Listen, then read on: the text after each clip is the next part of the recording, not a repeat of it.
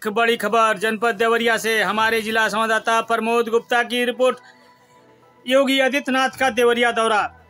उत्तर प्रदेश के मुख्यमंत्री योगी आदित्यनाथ आज देवरिया पहुंचे, जहां उन्होंने 676 करोड़ रुपए से अधिक की परियोजनाओं का लोकार्पण और शिलान्यास किया। इस दौरान एक विशाल जनसभा को संबोधित करते हुए उन्होंने सपा सरकार पर जमकर निशाना साधा और अपनी सरकार की उपलब्धियों का बखान किया। देवरिया में आज मुख्यमंत्री योगी आदित्यनाथ का जोरदार स्वागत हुआ। लाखों की भीड़ के बीच सीएम योगी ने 676 करोड़ रुपए की विकास परियोजनाओं का लोकार्पण और शिलान्यास किया। लेकिन सबसे ज्यादा चर्चा रही उनकी जनसभा की, जहां उन्होंने सपा सरकार और सपा सुप्रीमो अखिलेश यादव पर तीखे हमले किए। मुख्यमंत्री ने पहलगाम हमले में शहीद शुभम द्विवेदी पर अखिलेश यादव के बयान की आलोचना की और कहा कि सपा सरकार में विकास की जगह गुंडागर्दी और को बढ़ावा मिलता था। उन्होंने अपनी सरकार की उपलब्धियां गिनाते हुए कहा कि हमने पूर्वांचल में विकास के नए आयाम स्थापित किए हैं, सड़कों का जाल बिछाया है, उत्तर प्रदेश को विकास के पथ पर ले आए हैं। योगी ने माफिया राज पर भी बड़ा बयान दिया। उन्होंने अतीक अहमद और मुख्तार अंसारी का जिक्र करते हुए कहा कि सपा और बसपा सरकारों में माफियाओं का समानांतर सरकार चलती थी, कोई पुलिस वाला इनके क्षेत्र में घुस नहीं सकता था। आज इनके गढ़ में एक सिपाही जाकर पूरी व्यवस्था देख लेता है। और स्थानीय लोगों ने भी सीएम के इस दौरे और विकास परियोजनाओं की सराहना की। एक स्थानीय निवासी ने कहा कि पहले सड़कें टूटी थी, अब कनेक्टिविटी बेहतर हुई है। योगी जी ने माफियाओं को भी खत्म किया है।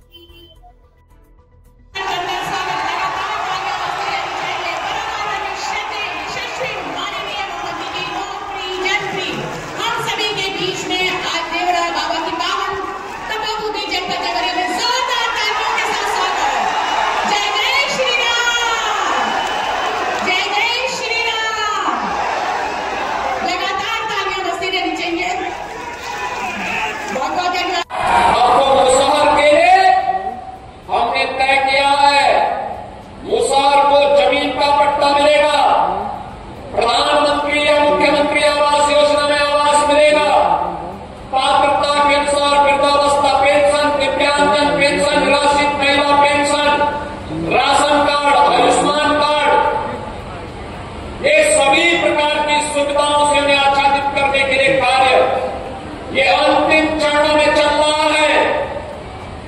और जहां हमने देवरिया, कुशीनगर, महाराजगंज में मुसार को लिया, महाराजगंज, सिद्धार्थनगर, बलरामपुर, श्रावस्ती, बहराइच, लखीमपुर खीरी, पीलीभीत में थारू जनजाति को मुसार जाति ये कुशीनगर, देवरिया के साथ साथ सोनभद्र पर लाखों की संख्या में इनकी आबादी है, लेकिन बुनियादी सुविधाओं से वंचित रहते थे।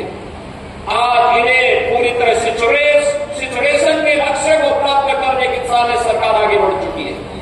और अब बहुत शीघ्र सरकार ने जीरो पॉवर्टी के लक्ष्य को प्राप्त करने की दिशा में कदम आगे बढ़ाए हैं। अपने परिवार तक सीमित रह जाते हैं। आपने देखा होगा जब 22 अप्रैल को पहलगाम में पर्यटकों पर हमला हुआ था, आतंकी हमला हुआ था, समाजवादी पार्टी के नेताओं के बयान किस किस प्रकार के बयान आते हैं, ये पता लगाने में ही कठिनाई होती है कभी कभी कि समाजवादी पार्टी के नेता बयान दे रहे हैं या कोई पाकिस्तान का प्रवक्ता बयान दे रहा है। ये पता लगाने में ही कठिनाई हो जा रही है। आपने कल समाजवादी पार्टी के एक पदाधिकारी का मुंबई में दिया गया बयान देखा होगा।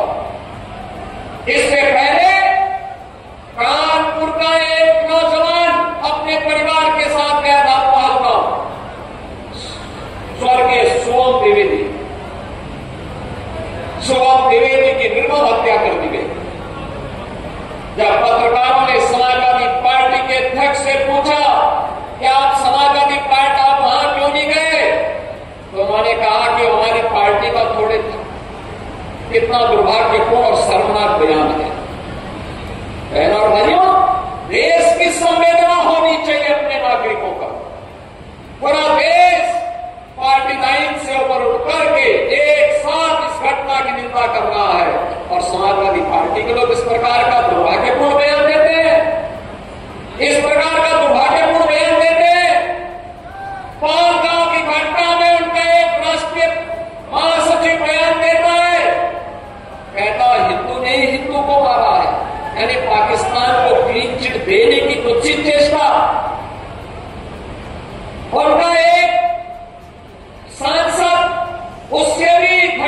स्तर का बयान देता है। बहनों और भाइयों, जब भी जातिवाद की राजनीति होगी, जब भी विभाजनकारी राजनीति होगी, तो तुष्टीकरण की पराकाष्ठा को पार करते हुए आपकी सुरक्षा के साथ ऐसे ही खिलवाड़ करने का कुत्सित प्रयास करेंगे जैसे वर्तमान में कुछ कांग्रेस के नेता और समाजवादी पार्टी के नेता कर रहे हैं। हमें एक स्वर से निंदा करनी चाहिए। आतंकवाद के खिलाफ देश की लड़ाई प्रधानमंत्री मोदी जी के नेतृत्व में 140 करोड़ के भारत को एक स्वर से लड़ना चाहिए। एक स्वर से प्रधानमंत्री मोदी जी के नेतृत्व में आतंकवाद का नेस्तनाबूद करने के संकल्प के साथ आगे बढ़ना चाहिए। इस संकल्प के साथ अगर हम आगे बढ़ेंगे तो जैसे 10 वर्ष में आपने देश से आतंकवाद को, नक्सलवाद को, उग्रवाद को समाप्त होते हुए देखा होगा, ऐसे ही जो थोड़े तत्व सिर उठाने का प्रयास कर रहे हैं, इनके भी जहन्नुम में जाने के दिन बहुत शीघ्र सामने दिखाई देंगे। युवा के साथ में है, महिलाओं के साथ में है, बेटी और व्यापारी की सुरक्षा के लिए प्रतिबद्ध है और हर दंगाई, हर माफिया को उसी की भाषा में जवाब देकर के उसके सीने पर चढ़ करके जवाब देने के लिए तत्पर भी सरकार है। और इसीलिए बहनों और भाइयों, हमें अब विकास के बारे में सोचना है। विकास का कोई विकल्प नहीं हो सकता, कोई विकल्प नहीं हो सकता। वही विकास लेकर के हमारे जनप्रतिनिधि तक प्रयास करते हैं, तब कॉलेज का निर्माण होता है, ITI का निर्माण होता है। देवड़ा बाबा के नाम पर भारतीय जनता पार्टी की डबल इंजन सरकार ने देवरिया में मेडिकल कॉलेज का निर्माण किया।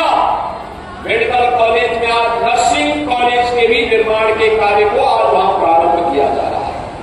बहनों और भाई, नर्सिंग कॉलेज बनेगा तो बेटियों के लिए 100%, मान के चलिए 100% प्लेसमेंट की गारंटी होगी, 100% नौकरी की गारंटी देने वाला कार्य है।